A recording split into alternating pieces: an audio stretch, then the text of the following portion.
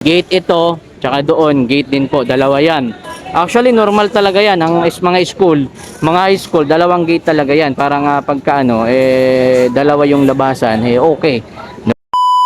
Kabayan, magandang araw. And update tayo dito sa pinapagawang barangay hall. Itong pinagawang barangay hall, di umano ito ni Congressman Chowa. Actually, nagsalita na rin naman siya daw dito. And papakita ko lang sa inyo kung ano na po yung sitwasyon. Gibang-giba na ho. Talagang skeleton na mga kababayan. Grabe no, alam mo bangkita, pinatayo ng barangay hall ay talagang isang malaking mali. Kabayan, and part 3 po tayo. So ayan na po ang kasalukuyang sitwasyon nitong barangay hall. And makikita po natin wala na. Durog na ho. Ayan o, and kita nyo naman kabayan. Wala na kabayan, talagang siraan-siraan na po. So ayan na yung sitwasyon. Ayan.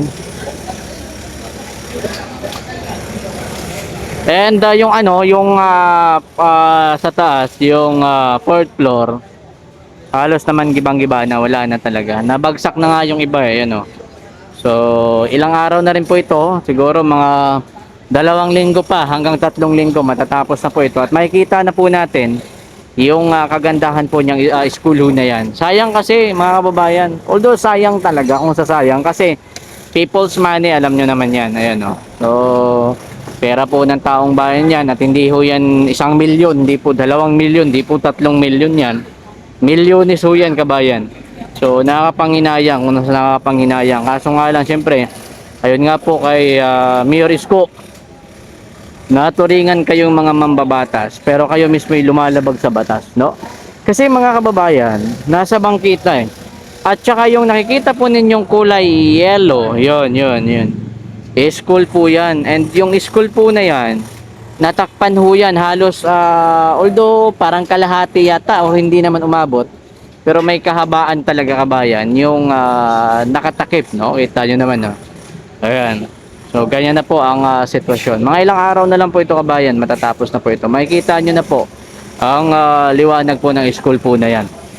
Alam nyo, perwisyo talaga yan. Gawa ng, ayun, may bumagsak na sa kabila. Ayun, no? Ayun, no? Oh. Alam nyo, perwisyo talaga yan kung sa perwisyo. Kasi unang-una, nandyan sa bangkita. Siyempre yung mga estudyante pag galing doon, yan kasi actually gate din ito kabayan Ito gate nito dito. And dalawa kasing gate nitong school na ito para nga naman paglabasan, hindi ho mahirapan, no? Dalawang gate kasi marami din kasi ang estudyante dito sa school na ito mga kababayan.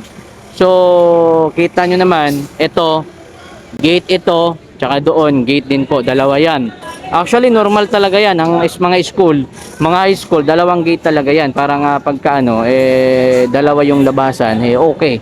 No? And mas mabilis makalabas yung mga estudyante. And actually, mga kababayan ko, nakakalungkot talaga yan. Kung saan nakakalungkot. Dahil nung paggawa ho nito, syempre yung alikabok. Tsaka yung alikabok, tapos yung paggawa, at tsaka ngayon pagiba, no? Ito yung barangay hall na bagong gawa, bagong giba. So, naperwisyo po sila, oh. Tingnan nyo mga estudyante, oh. Siyempre, yung mga alikabok nyo, papasok doon sa loob. Kita nyo naman kabayan kung papaano ho yan, na yung mga alikabok, na delikado ho yan, Ilang araw po yan kabayan, Napakadelikado niyan para po sa mga kabataan dyan, oh. Ayun, oh, pumapasok doon sa loob. Unang-una, yung mga estudyante, hindi naman naka-aircon yan. 'Di ba? Pangalawa, kita nyo naman kabayan, no? Talagang yung hangin, yung sometimes pumapasok talaga doon. Nakakalungkot. Nangyari ho ang lahat ng yan na naging perwisyo dahil po sa sabi nga ni Yorme, gagawa-gawa kayo ng barangay hall sa bangkita para ano? Para ipakita sa mga tao na mayroon kayong ginawa na kahit alam nyo namang mali sapagkat bangkita at yatayaho ay nasa school. Yan ang sinabi ho ni Mayor Isko Moreno, mga kaibigan. So, kita nyo naman kung silipin po nila, no, hindi lamang tingnan mo, hindi lang naman si Vice President ang may confidential fund Sinisilip po nitong mga congressman na ito. Pero itong isa ho sa mga congressman na di umano ay nagpagawa nito. Tingnan nyo po kabayan kung ano po naging sitwasyon. Sipin mo 'yon, 'di ba? O kayo ho mismo, dapat to alam nyo yan na mali ang pagpapagawa ng isang building sa bangkit at tapat ho ng estudyante o ng eskwelahan. Tayo naman. Doon kabayan, no? Ayan, school. Oh. Yan yung gate na yan, yung dito, yung ayan, yung may green. So, school yan. So, tuloy-tuloy po na nililinis kabayan. Kita nyo naman. Tuloy-tuloy na nililinis, ginigiba. And sa mga susunod na araw, makikita na po natin kung gaano na po ito kaliwanag itong school ho na ito.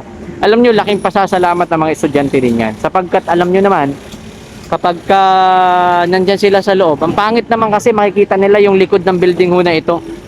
'Di ba? At least ngayon di hamak ko na mas okay at mas maganda na ho yan. Sapagkat wala na po yung building ho na yan. Dapat lang ho, alam nyo mga kababayan, hindi lamang ho ito eh. Marami pa po eh. Marami pa pong mga building na talagang sisirain under the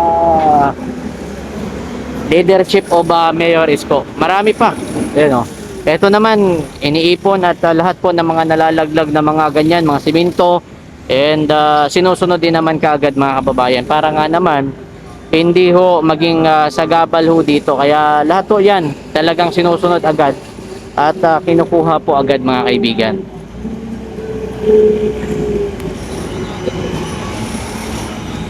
Ayan.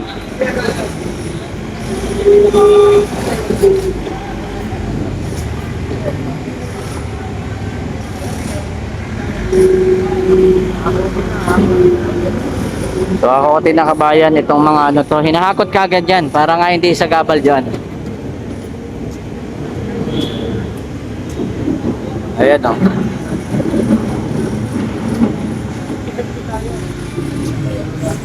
Baka mamaya punta tayo dyan sa taas, papakita ko sa inyo para makita nyo kung ano yung sitwasyon dyan sa taas. Ito naman yung maghahakot kabayan no. Ayan.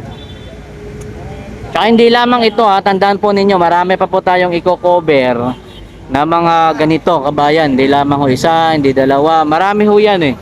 Co-cover ho natin.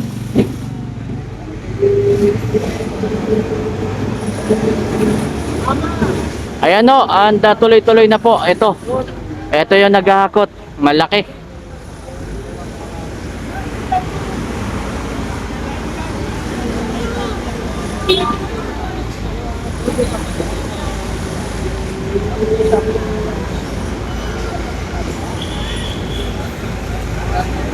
Naging ano pa tuloy kabayan, naging trabaho pa tuloy itong ano na ito.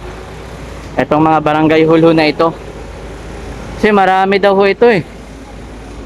Hindi lamang ito nag-iisa mga kababayan, marami pa po di umanong gigibain ng mga barangay hall na nasa bangkita. Panay kasi alam mo, nililinis kasi yung ano eh. Nililinis kasi yung Maynila eh. Tapos sabay ganon inaano no, tinatayuan ng mga bangkita o ng ano mga bangkita ng barangay o lang mga bangkita kabayan. Kalungkot naman Kuya Eddie. Kaya yung sitwasyon dito kabayan no, 'di ba?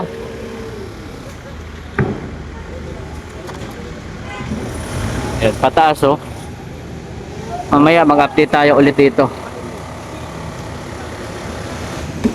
Update ulit mamaya.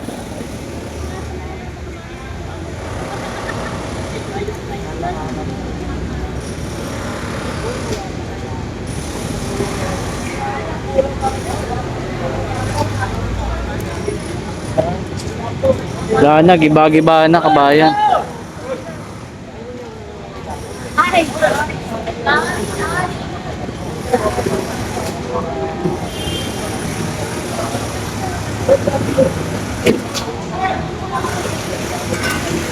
Giba na oh. Giba na.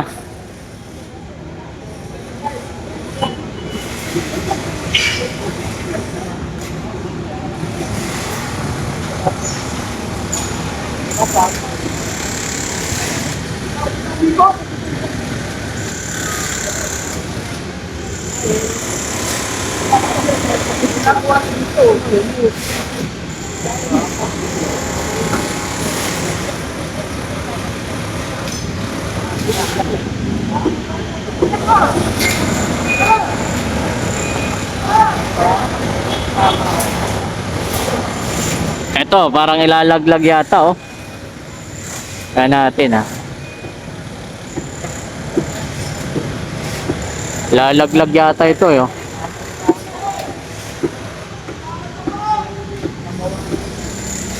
Yan na, malalaglag na yung ano.